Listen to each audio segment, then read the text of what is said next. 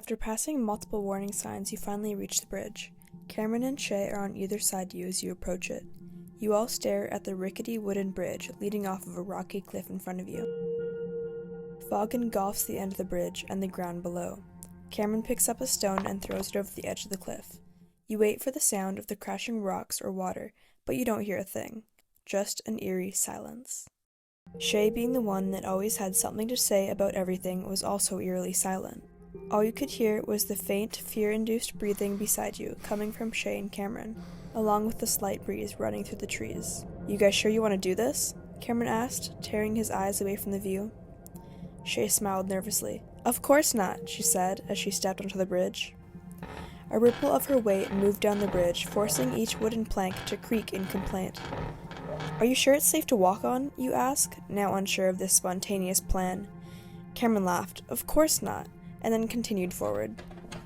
Each of them took very wary steps forward.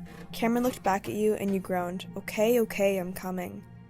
The bridge winds as you step onto it, but it holds your weight. There are a couple of fallen pieces of the bridge no longer intact that everyone had to step over.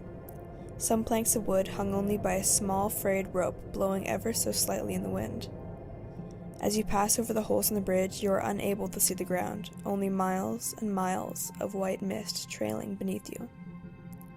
As you make your way across the old planks of wood, only being held by a few strands of rope, you hear Shay say, "I think I see the other side." The mist all around you is so thick you can't see her well, just a slight outline of her a few feet ahead of you. Your eyes keep darting from the people in front of you to the bridge under you.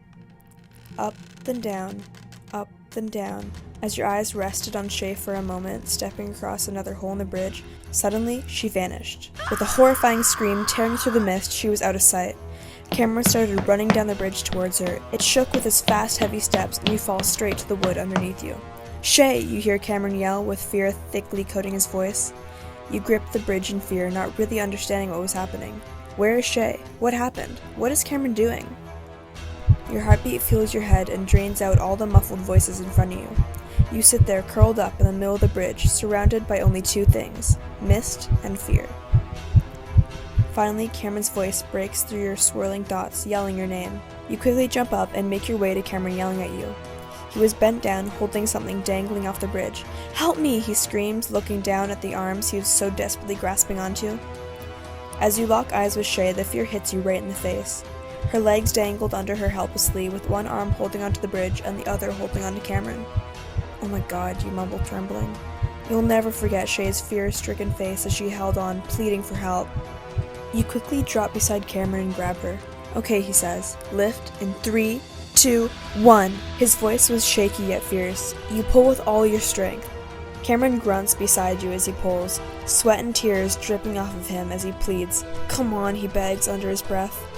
You shove your shoes into the wood and finally lift her back onto the bridge. She held onto the rope bridge and sat up panting. You rush over to her and hug her as fast as you can. You feel her body shake and tremble. "Shay," you mumble, not knowing what to say. You just hold her. She hugs you back and tries to slow her breathing. You can hear Cameron sigh beside you. "We need to get off this bridge," she says. And you couldn't agree more.